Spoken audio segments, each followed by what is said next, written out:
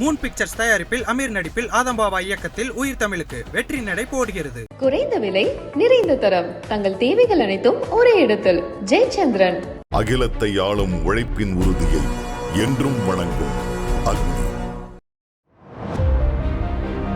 உழைக்கிற மக்களோட தைரியம், அவங்க அபண்டண்டா கொடுக்குற அன்பு, அவங்களோட பாரபட்சமே இல்லாத ஒரு சந்தோஷம், புன்னகை, அவங்களுக்காக தான் நான் மியூசிக் பண்றதா நினைக்கிறேன்.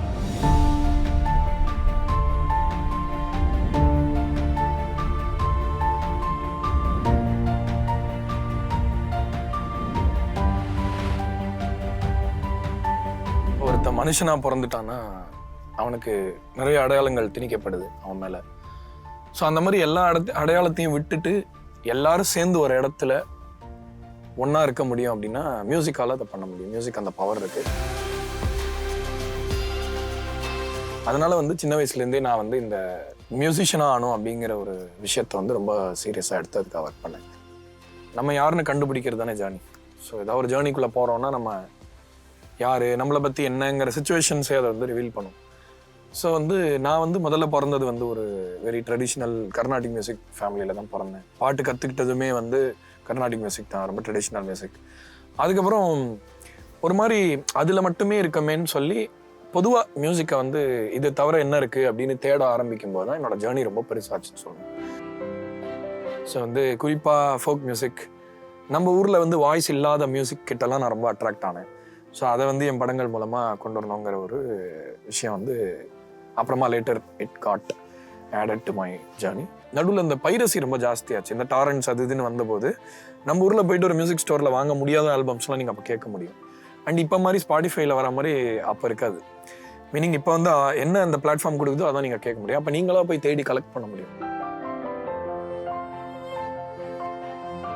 அந்த மாதிரி நான் கலெக்ட் பண்ண மியூசிக் என்னுடைய ஹோல் பெர்ஸ்பெக்டிவையே சேஞ்ச் பண்ணிச்சு. ஃபார் எக்ஸாம்பிள், ஜாஸ் ப்ளூஸ் மியூசிக்கோட ரெவல்யூஷன் அமெரிக்காவில் எப்படி ஒரு ஃப்ரீடம் அது மூலமாக எப்படி வந்தது, ஒரு ரொம்ப அப்ரெஸ்டாக இருந்த மக்களோட மியூசிக் எப்படி அது பாப்புலர் ஃபார்ம் ஆகி அதுக்கப்புறம் எப்படி அது மியூசிக் இண்டஸ்ட்ரியே மாற்றிச்சு அப்படிங்கிறதெல்லாம் நான் ரொம்ப இன்ஸ்பைரிங்காக பட்டது.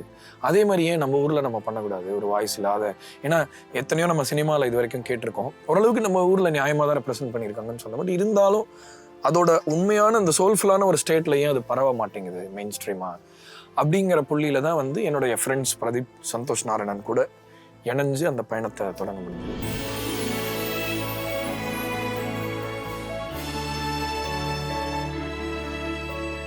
ஸோ எனக்கு முதல்ல நம்ம ஆரம்பித்த போது நானும் பிரதீப் சந்தோஷ் கூட தான் ஒர்க் பண்ணிகிட்டு இருந்தோம். மீனிங் நாங்கள் சேர்ந்து பண்ணுவோம். சந்தோஷோட படங்களுக்காக நாங்கள் பாடிக்கிட்டு இருந்தோம். சம்டைம்ஸ் லிரிக் கூட எழுதியிருக்கோம், கிட்டார் வாசிச்சிருக்கோம், நிறைய விஷயங்கள் பண்ணி ஒரு மாதிரி சேர்ந்து ஃப்ரெண்ட்லியாக பண்ணதுனால ஃபிலிம் எக்ஸ்பீரியன்ஸ் அப்படிங்கிறது இன்டிமீடியேட்டிங்காக இல்லை முதல்ல, டு பி வெரி ஆனஸ்ட். ஏன்னா அது மூலமாக அப்போ ஒரு நியூ வேவ் இருந்தது. இப்போ புது டைரக்டர்ஸ், இப்போ கார்த்திக் சுப்புராஜ், இந்த நாளைக்குனர்லேருந்து வந்தவங்க எல்லாருமே அப்போ வந்துட்டு இருந்தாங்க. ஸோ நான் முதல்ல ஒர்க் பண்ண டைரக்டர்ஸுமே அந்த பேக்ரவுண்ட்லேருந்து வந்ததுனால ஒரு மாதிரி நம்ம அந்த வேர்ல்டு ஸ்ட்ரக்சருக்குள்ளே ஒர்க் பண்ணலை. நம்மளும் மற்றவங்க மாதிரி ட்ரீமர்ஸாக ஒன்றா வந்ததுனால கொஞ்சம் ஈஸியாக இருந்தது. இன்னொன்று அது ரொம்ப சௌகரியமாக போச்சு நம்மளை டிஃபைன் பண்ணிக்கிறதுக்கு. ஸோ ஒரு பர்டிகுலர் எக்ஸ்பீரியன்ஸ்னு இல்லை, நிறைய ரெவலேஷன்ஸ் இருந்திருக்கு. ஃபார் எக்ஸாம்பிள், ராசா மகராசாங்கிற பாட்டு பண்ணும்போது அந்த ஒப்பாரி ஸ்டைலை லவ் பாட்டுக்குள்ளே கொண்டு வரணும் அப்படிங்கிறதே ஒரு பெரிய challenge. It was very tailor made for situation. இப்போ சும்மா ஒரு ஹிட் பாட்டு போடணுன்னு என்னால் பண்ணவே முடியல எப்பயுமே. ஏன்னா எனக்கு வர படங்களும் அதே மாதிரி இருக்கும், அதுக்கான சேலஞ்சஸ் இருக்கும். அந்த மாதிரி சேலஞ்சஸ் ரொம்ப பிடிக்கும். இந்த பாட்டை பண்ணும்போதே எனக்கு தெரிஞ்சது என்னமோ அதில் ஸ்பெஷலாக இருக்குது அப்படின்ட்டு. இட்ஸ் ஜஸ்ட் ஹேப்பன்ட் அப்படின்னு சொல்லணும். வாய்மொழி பேசுவோம்ல, காதலரை ஒன்று வந்துச்சு. ஸோ முதல்ல அந்த பாட்டை பண்ணி முடித்தோடனே, ஏன்னா அப்போ அவ்வளோ ஒரு ராக் ஈத்தாஸ் ரொம்ப ஸ்ட்ராங்காக இருக்கும் அந்த பாட்டில். ஸோ அந்த பாட்டை ரெக்கார்ட் பண்ணி திங்க் மியூசிக் ஆடியோ கம்பெனிக்கு அமைச்சதுக்கப்புறம் அவங்க இது இறையுமே ரேடியோவில் அப்படின்னு பயங்கரமாக இதெல்லாம் பண்ணாங்க. கடைசியில் போய் அது ரேடியோவில் போன உடனே ரொம்ப புதுசாக இருந்தது. ஏன்னா அவ்வளோ லவுடான மியூசிக் அப்போ யாருமே கேட்டிருக்க மாட்டாங்கன்னு நினைக்கிறேன். So that was a new experience. And அதில் இந்த சரணத்தில் ஒரு இடத்துல ஃபீட்பேக் நாய்ஸ்லாம் வச்சு ரெக்கார்ட் பண்ணோம். அது ஒரு நோட்டு மாதிரி வாசிக்க வச்சு கிட்டார் எடுத்துகிட்டு ஸ்பீக்கர் பக்கத்தில் போனால் ஒரு சவுண்ட் வரும் இல்லையா, அந்த தாவிடும் உடையை தேக்கிடங்கிற லைனுக்கு அப்புறம் ஒரு சவுண்ட் வரும். அது கிட்டார்ஸ் வாசிக்கிட்டே தெரியாமல் ஆம்ப் பக்கத்தில் போனபோது நல்லா இருந்தது. So we recorded that and used it in song. கண்டிப்பாக முன்னே சொல்லணும், சதுரங்க வேட்டையில் சத்யபிரகாஷோட எனக்கு நடந்த முதல் பாட்டு. அண்ட் அந்த பாட்டு பண்ணும்போது ரொம்ப இந்த Chennai string quartet, Narasimhan sir, உங்கள் எல்லாருக்கும் தெரியும், விஎஸ் நரசிம்மன் சார், ரொம்ப கிரேட் எக்ஸ்போனன்ட். அவரோட குவார்டட்டோட ஒர்க் பண்ணுற வாய்ப்பு கிடைச்சிது. அதே மாதிரி காதல் கனவை பாட்டு முண்டாசுப்பட்டியில் பிரதீபன் கல்யாணி அவங்க 2 பேரும் முதல்ல எனக்கு பாடின பாட்டு. அண்டு சதுரங்க வேட்டையில் வைரமுத்து சாரோட ஒர்க் பண்ண எக்ஸ்பீரியன்ஸ். அப்படியே வந்தோன்னா ஜோக்கரில் அஃப்கோர்ஸ் யுகபாரதி சாரோட ஃபுல் ஃப்ளெஜ்டாக நான் ஒரு ஃபுல் ஆல்பம் பண்ணேன். அதில் செல்லம்மாங்கிற பாட்டில் வந்து என்னோட ஒய்ஃப் வாய்ஸ் சும்மா ட்ராக் வாய்ஸ் தான் வச்சுருந்தேன்.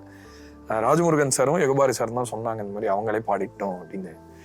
ஸோ இந்த மாதிரி நிறைய இனிமையான எக்ஸ்பீரியன்ஸஸ் நடந்திருக்கு. இதுக்கப்புறமா எனக்கு ரொம்ப பெரிய ஒரு டேர்னிங் பாயிண்டாக அமைஞ்சது தனுஷ் சாரோட இருந்த அசோசியேஷன் தான், பவர் பாண்டி. ஸோ அதில் இருந்த சேலஞ்ச் என்னென்னா வந்து அதுக்கப்புறம் இளையராஜா சார் பண்ண மியூசிக் அப்புறமா வந்து இந்த மாதிரி ஒரு படத்தில் ஒரு ஸ்டோரி டெல்லிங் ஸ்பேஸில் மியூசிக் ரொம்ப நாளாக யூஸ் பண்ண முடியல, அந்த மாதிரி பண்ண முடியுமான்னு கேட்டு வந்தார் தனுஷ் சார். அஃப்கோர்ஸ் ஜோக்கர் கேட்டு அவர் ரொம்ப இம்ப்ரெஸ் ஆகிருந்தார். நானுமே வந்து ஜோக்கர் தான் என்ன டிஃபைன் பண்ண படம்னு நினைக்கிறேன். ஏன்னா எனக்கு ஒரு நிறைய சீரியஸான மியூசிக் எனக்குள்ளே இருந்தது. பட் ஆனால் எனக்கு கிடைச்ச எல்லாமே காமெடி படமாக இருந்ததுனால என்னால் அதை சரியாக வெளிப்படுத்த முடியல. லவ் பாட் மட்டுமே பண்ண முடிஞ்சது. ஏன்னா இந்த பொலிட்டிக்கல் ஸ்பேஸ்க்குள்ளே கொண்டு போகணும் மியூசிக்குங்கிறது ரொம்ப நாளாக என்னுடைய கனவு. ஃபிலிம் மியூசிக்கு முன்னாடி பண்ண மியூசிக் எல்லாமே கேட்டிங்கன்னா பொலிட்டிக்கலாக ரொம்ப ரெலவெண்ட்டான மியூசிக்காக தான் இருந்தது. ஸோ பவர் பாண்டியில் வெண்பனி மலர் ஸ்பெஷலி பார்த்தேன், அது மறக்கவே முடியாது அந்த அனுபவத்தை. பார்த்தேன் களவு போன நிலவன பார்த்தேன் சாஞ்சேன் என் நெஞ்சுக்குள்ள என்ன சுகம் சாஞ்சேன்.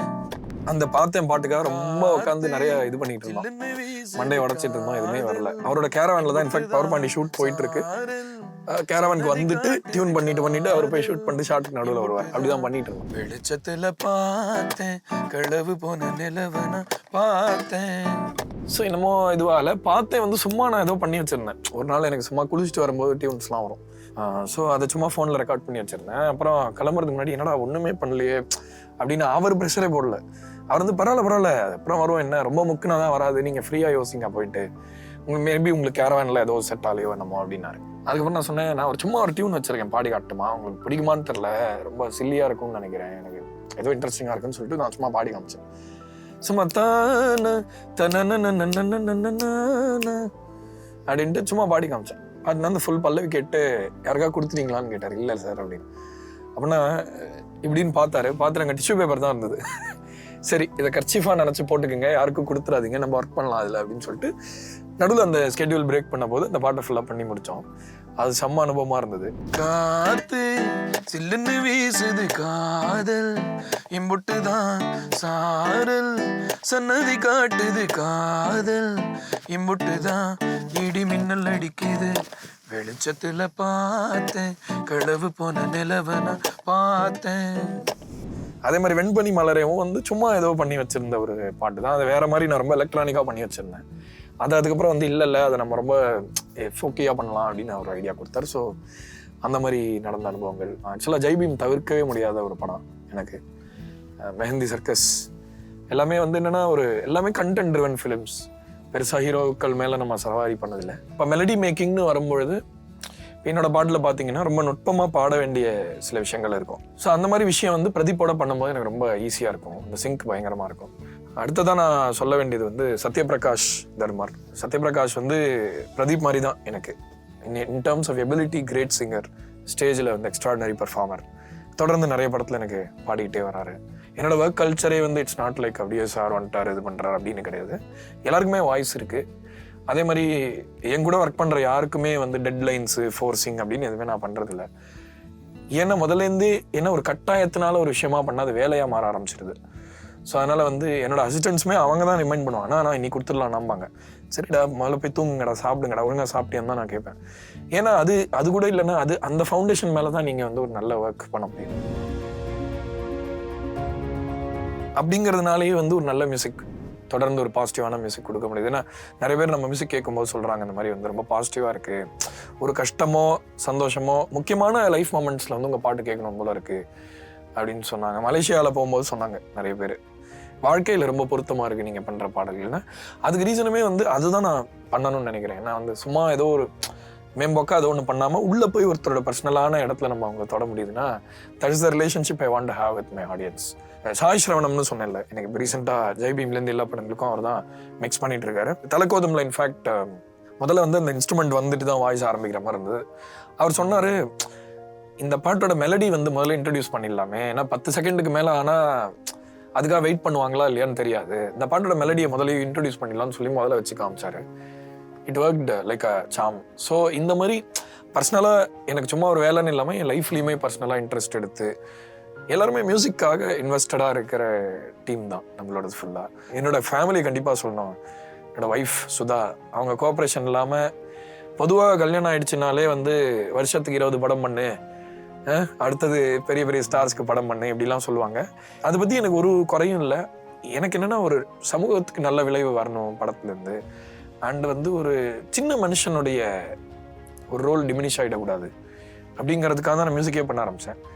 அதுக்கப்புறம் நானும் போயிட்டு அந்த ஆல்ஃபா மேல் கேட்டகரியில் உட்காந்துட்டா தென் அதுக்கு அர்த்தமே இல்லாமல் போயிடும். அது தப்பு கிடையாது. அந்த கதைக்கான நியாயம் இருந்ததுன்னா கண்டிப்பாக செய்யலாம். ஜெய்பீமில் அப்படி தானே, ஒரு காமன் மேன் தானே, ஃபைட் பண்ணுறவர், ஒரு நேர்மையான லாயர் அப்படின்னு வரும்போது அங்கே உண்மையிலேயே நல்ல அந்த மாதிரி ஹீரோயிசம் தான் is what is attracting me. அந்த மாதிரி சில காரணத்துக்காக நாங்கள் நிறைய படம் எடுத்துக்காத போதெல்லாம் எதுவுமே சொல்லவே இல்லை. ஏன்னா நீ படமே பண்ண மாட்டேங்கிறேன்னு ஒரு நாள் கூட கேட்டது இல்லை என் வைஃப். ஸோ அந்த மாதிரி சுற்றி எல்லாருமே இருக்கிறதுனால என்னால் இதை பண்ண முடியுது. எல்லாருக்குமே அந்த பெருந்தன்மை இருக்குது என்ன சுற்றி இது பண்ண. அதே மாதிரி எங்கள் அம்மா எனக்கு மியூசிக் கற்றுக் கொடுத்து, என்னோட அம்மா, எங்கள் அப்பா எல்லாருமே வந்து அவங்களோட விதத்தில் நிறைய கான்ட்ரிபியூட் பண்ணியிருக்காங்க என் லைஃபுக்கு. ஸோ அதான் ஒரு பில்டிங்கை கீழேருந்து கட்டுற மாதிரி தானே, ஃபவுண்டேஷன் வந்து கரெக்டாக இருந்ததுன்னா பில்டிங்கை நல்லா கட்டலாம். எவ்வளோ நேரம் வேணால் எடுத்து நல்லா கட்டலாம், நல்லா நிற்கும். இது வரைக்கும் பண்ணணும்னு நினச்ச நிறைய விஷயத்தில் வந்து ஒரு 5% கூட பண்ணவே இல்லை. அவ்வளோ கனவுகள் இருக்குது சினிமாக்காக. Especially Tamil cinema, Indian cinema பெருமடைகிற மாதிரி ஏதாவது பண்ணணும். ஸோ ஒரு படம் ஒத்துக்கிறப்ப நான் பார்க்குற விஷயம் என்னென்னா, நான் மியூசிஷியனை தாண்டி நான் வந்து சினிமா ரொம்ப ரசிப்பேன். பெரிய டைரக்டர்ஸோட படம் நிறைய பார்த்துருக்கேன். Like Tarkovsky, Akira Kurosawa, Majidi, Abbas Kiarostami, அதுவும் பார்த்துருக்கோம். நம்ம ஊரில் பண்ண பழைய சினிமா, கே பாலச்சந்தர் சார்லேருந்து பாலு மகேந்திரன் சார் எல்லாம் பார்த்ததுனால ஒரு மாதிரி எனக்கு ஒரு அதை பற்றின ஒரு அகாடமிக்கான ஒரு இன்ட்ரெஸ்ட் இருக்குது சினிமா மேலே. ஸோ தீமேட்டிக்காக நான் ரொம்ப ஸ்ட்ராங்காக பார்ப்பேன். ஒரு படத்தோட தீம் என்ன, சில டைரக்டர்ஸ் என்னென்னா ஒரு தீமை ஸ்ட்ராங்காக நம்பி அந்த தீமில் இன்வெஸ்ட் பண்ணி அதோட யதார்த்தத்தை புரிஞ்சுக்கிட்டு அதை நல்லா எக்ஸ்பிரஸ் பண்ணுவாங்க. இப்போ அந்த மாதிரி படங்களுக்கு தான் நான் தேவை அப்படின்னு நினைக்கிறேன். அந்த மாதிரி படங்கள் தான் எங்கிட்ட வருதும் கூட. ஸோ நடுவில் ஒரு வருஷத்தில் நான் மெஹந்தி சர்க்கஸ் பண்ண வருஷம்னு நினைக்கிறேன். அப்போ கிட்டத்தட்ட ஒரு 30-40 கதை கேட்டு நான் வேண்டாம் சொன்னேன். ஏன்னா ஒன்று கூட என்னால் பண்ண முடியல. ஏன்னா இந்த தீம்ஸ் எனக்கு அப்பீலிங்காக இல்லை. இப்போ சில பார்ட்டி பண்ணுறாங்க, இது பண்ணுறாங்க, ஒருத்தன் கொலை பண்ணிடுறான், அதில் காமெடி நடக்குதுன்னா என்னால் அதெல்லாம் ரிலேட்டிவ் பண்ண முடியாது. ரியல் லைஃப்பில் நடந்தால் ரொம்ப இதுவாக இருக்கும். அதான் வெறும்னா ஒரு மேம்போக்கான ஒரு என்டர்டெயின்மெண்ட்டுங்கிறது நான் பண்ண தேவையில்லைன்னு நினைக்கிறேன். அது நியாயம் இருந்தால் இப்போ அடல்ட் காமெடி படம் கூட பண்ணலாம், நியாயம் இருந்தால் பண்ணலாம். இப்போ தலகோதும் பாட்டுடைய மெயின் இன்ஸ்பிரேஷனே செங்கனி வந்து நம்ம எப்படியாவது நம்ம புருஷன் கிடச்சிருவான், நம்ம நல்லா இருப்போங்கிற அந்த பொண்ணோட நம்பிக்கை இருக்குல்ல, அந்த நம்பிக்கை தான் அந்த பாட்டுக்கு சக்தி கொடுத்துச்சு ஆக்சுவலாக. ஸோ என்னோட மியூசிக்னால இல்லை, அந்த கேரக்டர்ஸோட மோட்டிவேஷன்ஸ் தான் என்னை இன்ஸ்பயர் பண்ணும். தலகோதும் இளங்காத்து செய்தி கொண்டு வரும், மரமாகும் எதையெல்லாம் வாழ சொல்லி தரும். சம்டைம்ஸ் எல்லாமே சேர்ந்து சரியாக வராமல் கூட போகலாம். சம்டைம்ஸ் நம்ம நினச்சி நடக்காமல் இருக்கலாம், ஹிட் ஆகலாம், ஃப்ளாப் ஆகலாம்.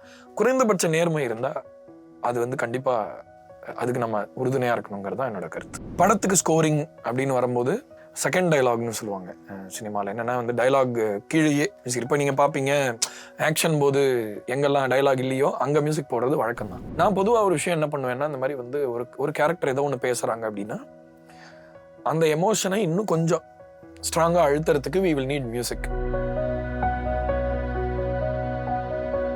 ஏன்னா இப்போ நான் ஒன்று பேசுகிறேன், இப்போ என்னோட வார்த்தைகள் உங்களுக்கு ஒன்று சொல்லுது, என்னோட முகபாவங்கள் ஒன்று சொல்லுது.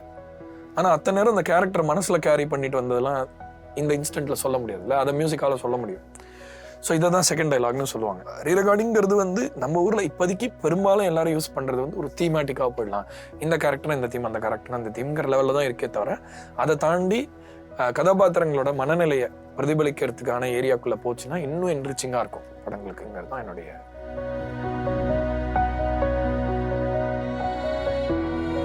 எனக்கு வந்து நெகிழ்வு கொடுக்குற மொமெண்ட்ஸ் எதுன்னா, உழைக்கிற மக்களோட தைரியம், அவங்க வந்து அபண்டண்டாக கொடுக்குற அன்பு, அவங்களோட பாரபட்சமே இல்லாத ஒரு சந்தோஷம், புன்னகை, இதெல்லாம் எனக்கு இன்ஸ்பிரேஷன் கிடைக்குது.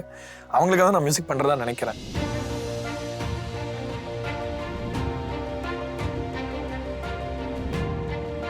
தமிழ்நாட்டில் அட்லீஸ்ட் மியூசிக் அப்படின்னு சொல்லியாச்சுன்னா ராஜா சாரை தவிர்க்கவே முடியாது. நினைவோ ஒரு பறவை விரிக்கும் மதன் சிறகை.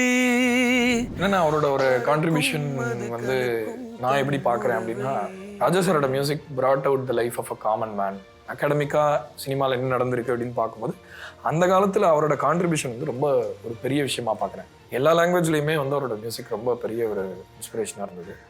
என்னோட ஃபேவரட் ஈரா வந்து 80s அப்படின்னு சொல்லணும். அந்த when he went into that whole அந்த வெஸ்டர்ன் அந்த ஒரு பேண்ட் செட்டப்குள்ளே போனார்ல, guitars, drums, bass lines, choir, harmonies, அது வந்து என்ன ரொம்ப இன்ஸ்பயர் பண்ண ஒரு ஈரா. ஸோ ஐ திங்க் எல்லாருமே அவங்களுக்கான இன்ஸ்பிரேஷன் எடுத்துக்கிறாங்க. ஏன்னா ஒரு ஈராவில் ஒரு மாதிரி பண்ணியிருக்காரு ராஜா sir. And சிம்ஃபானிக் music, Hey Ram background ஸ்கோர்லாம் போய் இப்போ கேட்டு பார்த்தீங்கன்னா தெரியும், அதெல்லாம் unachievable in terms of musicality.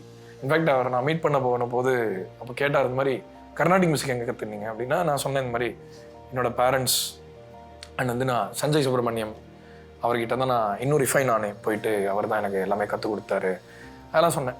மற்றதெல்லாம் அப்படின்னாரு, நீங்கள் தான் கற்றுக் கொடுத்தீங்கன்னு ஏதோ ஒரு இதில் ஃப்ளோவில் சொல்லிட்டேன். அவரே சிரிச்சார், அதுக்கு சிரிச்சுட்டு ரொம்ப சந்தோஷப்பட்டார். சொன்னேன் அதுக்கப்புறம் மியூசிக்லாம் நிறைய கேட்டு நிறைய கற்றுக்கிட்டு இருக்கேன் அப்படின்னு சொன்னால் ஸ்மைல் பண்ணார். சொந்தமில்லை பந்தமில்லை வாடுது ஒரு பறவை, அது தேடுது தன் உறவை, நன்னந்தரவாய் யாரும் இல்லை உலகில். கொஸ்டின் கேட்டார், ஆன்சர் அக்கோ எனும் கீதம் அதுதானே என் வேதம். அப்படி ஒரு பாட்டு, முதல் பாட்டு, ஃபர்ஸ்ட் பண்ண பாட்டு. அந்த பாட்டில் எல்லாம் இவ்வளோ பெரிய வாழ்க்கை ஓப்பன் அப் ஆகுது அப்படின்னா அவர் அப்புறமா ஞானி ஆகலை, முதல்லையே அதுக்கான எல்லாமே இருந்திருக்கு. எதெல்லாம் அவர் எடுத்துக்கிறாரோ அதை வச்சு அவர் மாஸ்டர் பீசஸ் கிரியேட் பண்ணிட்டே போயிருந்திருக்காரு. அதில் அதே மாதிரி குயிலோட சவுண்டெல்லாம் வரும் அந்த பாட்டு நடுவில் வந்துட்டு ஸ்டாப் ஆகி பாயும். எத்தனை பேர் கேட்டிருப்பீங்கன்னு தெரியல. இப்போ இந்த இன்டர்வியூ பார்த்தீங்கன்னா யாராவது போய் கேட்டு பாருங்கள் அந்த பாட்டை, அவ்வளோ ஹாண்டிங்காக இருக்கும் அந்த பாட்டு. ஸோ என்னோட ஆரம்ப புள்ளியிலேருந்தே அவர் வந்து ஒரு மாதிரி லைஃப்பில் இருந்திருக்காருன்னு தான் சொல்லுவேன், மேஜர் இன்ஃப்ளூயன்ஸ். ஸோ இண்டிபெண்டன்ட் மியூசிக்னு வரும்போது அதுக்கப்புறம் அஃப்கோர்ஸ் நான் வளர்ந்தது எல்லாமே முதல்ல ரஹ்மான் சார் கேட்டு வளர்ந்தது தான். இன்ஃபேக்ட் ரஹ்மான் சாரை கேட்டு அந்த ஏன்னா அவர் திடீர்னு ஒரு பிரிட்ஜ் கிரியேட் பண்ணார். இப்போ திடீர்னு you good here a Spanish ஒரு பைலா மியூசிக் திடீர்னு செம சவுண்டில் கேட்கும் ரஹ்மான் சார் பாட்டில். திடீர்னு தர்வர் திஸ் டைம்ஸ் இந்த ஆயுத எழுத்துல வந்து ஹே குட் பை நண்பா பாட்டில் ஃபில்டர் கேட்கும். ஸோ இங்கே என்னடா மியூசிக்கும் சவுண்டும் சேர்ந்த ஒரு மாதிரி ஒரு நவீன சவுண்ட் போயட்ரி மாதிரி ஆரம்பிச்சிட்டார் ரஹ்மான் சார். ஸோ இவங்க ரெண்டு பேரும் எந்த யங்ஸ்டருமே இப்போ தவிர்க்கவே முடியாத ஒரு ஃபோர்ஸஸ். அவங்க ரொம்ப பெரிய பிரிட்ஜாக இருந்திருக்காங்க to hear many other forms of music. Rahman sir கேட்டனால தான் நம்ம ஆக்சுவலாக வந்து என்னால் பீட்டில்ஸ் கேட்க முடிஞ்சது. I went back and heard ACDC, lot of rock music அங்கேருந்து தான் கிடச்சிது. அதோட எக்ஸ்டென்ஷனாக தான் நான் என்னோட ஒர்க்கையுமே பார்க்குறேன். ஸோ அந்த பேண்டில் ஆரம்பித்து அது மூலமாக படம் கிடச்சி அப்படி தான் நான் சினிமாக்குள்ள வந்தேன். இப்போ வந்து ஒரு காலத்தில் இண்டிபெண்டன்ட் மியூசிக் பற்றி பேசினாலே வந்து என்ன இது, நீங்கள் உங்கள் பாட்டே பாடுவீங்களா, அதெல்லாம் யார் கேட்பான்லாம் கேட்டுட்டு இருப்பாங்க. இப்போ வந்து அதுக்கான ஸ்பேஸ் கண்டிப்பாக வளர்ந்துருக்குன்னு சொல்லணும். சுவர்கள் வந்து வந்துகிட்டே இருக்கும், உடைக்க புது சுவர்கள் முளைக்கும். இதெல்லாம் நம்மளால் தடுக்க முடியாது. நம்ம இருக்கும்போது அட்லீஸ்ட் நம்ம ஃப்ரீயாக இருக்கலாம், நம்மளை ஃப்ரீயாக எக்ஸ்பிரஸ் பண்ணிக்கலாம். அதில் பெரிய சௌரியம் இருக்குது. இப்போ இன்னொருத்தர் ஒன்று பண்ணனாலே அதை போயிட்டு அது ஹாண்டிங்காக நம்ம அதை பார்க்காம தொடாமலே இருக்க முடியாது. ஸோ எனக்கே கூச்சமாக தான் இருக்கும். நிறைய பேர் வந்து பவர் பாண்டி, இந்த கோடி அருவி, இந்த பாட்டெலாம் கேட்டு இது வந்து இளையராஜா சார் பாட்டு மாதிரி இருக்குது, மாடர்ன் இளையராஜான்னு சொன்னால் அது மாடர்ன் இளையராஜான்னு அர்த்தம் இல்லை. அவங்க என்கரேஜ் பண்ணுறதுக்காக சொல்கிறாங்க. அதுக்காக நம்ம அவரால் ஆயிட முடியாது. நம்ம முயற்சி எடுக்கிறதுக்கும் நம்ம தயங்கக்கூடாதுல்ல. காற்றில் பறக்கும் காத்தாடி நானே, 8 வயதாய் கூத்தாடினேனே, காய்ந்த இலை நானும் பச்சையானேன். ஸோ ஜேர்னியே வந்து பழைய மியூசிக் கேட்க தான் எனக்கு புரிஞ்சுது. ஓகே, அடுத்த சாப்டர் என்ன, அடுத்த இது என்னன்னா எதெல்லாம் நம்ம வச்சுக்கணும், எதெல்லாம் ரீட்டைன் பண்ணிக்கணும். You simply retain something that is good, something that works. இப்போ வந்து காமன் மக்களோட மியூசிக் இருக்குல்ல, சராசரி மனுஷங்க கேட்குற மியூசிக் என்றைக்குமே ரிலவெண்ட்டானே இருக்க போகுது உலகத்தில். ஸோ அதில் இருக்கிற ஜாய், இதில் இருக்கிற சிம்பிளிசிட்டி, அதில் இருக்கிற ஒரு உயிரோட்டம் எதுலேயுமே இருக்காது. ஸோ அந்த மாதிரி மியூசிக்கை அழிக்கவே முடியாது. ஸோ அங்கே தான் என்னுடைய மியூசிக் ரொம்ப இம்பார்ட்டன்ட்னு நினைக்கிறேன். எனக்கு வந்து ஒரு வாய்ஸ் இல்லாத பீப்புள், வாழ்க்கையில் முன்னேறணும்னு நினைக்கிறவங்க, கனவுகளோட வாழ்கிறவங்க, ரொம்ப ஒரு 2-3 வேளை சாப்பாடுக்கே கஷ்டப்படுறவங்க கூட நம்ம சந்தோஷப்படுத்திட்டோம்னா அதை நான் வெற்றியாக பார்க்குறேன். அந்த மாதிரி சில பேரை மீட் பண்ணேன். நான் ரொம்ப கஷ்டப்படுறோம், இந்த பாட்டு கேட்டோம் என்றைக்கோ, அதுலேருந்து அந்த பாட்டை தேடி போய் கேட்குறோம், எப்பெல்லாம் கஷ்டமாக இருக்கும் அந்த பாட்டு கேட்குறோன்னு சொல்லி தலைக்கோதும் பாட்டுக்கு சொல்லுவாங்க நிறைய பேர். கலங்காத நீயும் நெஞ்சுக்குள்ள, இருளாத விடியாத நாளும் எங்க இல்லை. அதே மாதிரி கடைசியாக மியூசிக்கை பற்றி ஒரு விஷயம் சொல்கிறேன். மியூசிக் வந்து ஒரு டூல் தானே தவிர எல்லா ஆர்ட்ஸும் மியூசிக்கை கான்ட்ரிபியூட் பண்ணுது. நல்ல வார்த்தைகள் ஒரு பாட்டாகுது, அந்த முக்கியத்துவத்தை நம்ம ஆனால் கொடுக்கறது இல்லை. ஸோ இப்போ லிரிசிஸ்ட்டுக்கு அதே மதிப்பு மரியாதையும் இருக்காது, இன்னும் கண்டிப்பாக கொடுக்கணும்னு நான் சொல்லுவேன். ஸோ அந்த ஸ்தானத்தை கொடுக்கணும் கண்டிப்பாக. ஸோ அதே மாதிரி கலைஞர்கள் எப்பயுமே அவங்களுக்குன்னு செல்ஃபிஷான மோட்டிவ்ஸ் இருக்கணும்னு அவசியம் இல்லை. ஆனால் கண்டிப்பாக ஒரு அவுட்கம்ல ஏதாவது ஒரு நல்ல விளைவு நடக்கணும். நம்ம பாட்டை இப்போ நம்ம ஒரு படத்துக்கு போடுறோன்னா சும்மா ஏதோ பிஸ்னஸ் பண்ணோம் போனோம் ஆச்சுன்னு இல்லாமல் இது எப்பயுமே ஒரு சமூகம் பயன்படுத்தக்கூடிய ஒரு விஷயமா, திரும்பி பார்க்கக்கூடிய ஒரு விஷயமா.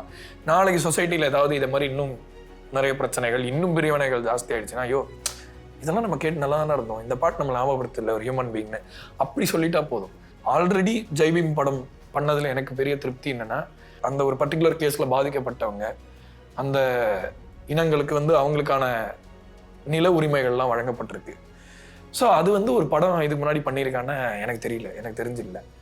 அதை தான் பெரிய வெற்றியாக பார்க்குறேனே தவிர அந்த பாட்டு ஹிட் ஆச்சு எல்லாரும் பாடினாங்கன்னா அது 2ஆம் பட்சம் தான். கண்டிப்பாக யாரோ ஒருத்தங்க பயனடைஞ்சிருக்காங்கல்ல. மனிதர்களை இசையால் ஒன்று சேர்க்கணும் அப்படிங்கிறது தான் என்னோட மியூசிக்கல் ஜேர்னி. ஸோ அந்த பாதையில் தான் நான் போயிட்டுருக்கேன்னு நினைக்கிறேன். இன்னும் ஆடியன்ஸஸை இந்த மாதிரி நிறைய பாடல்கள் கொடுத்து சந்தோஷப்படுத்த விரும்புகிறேன்.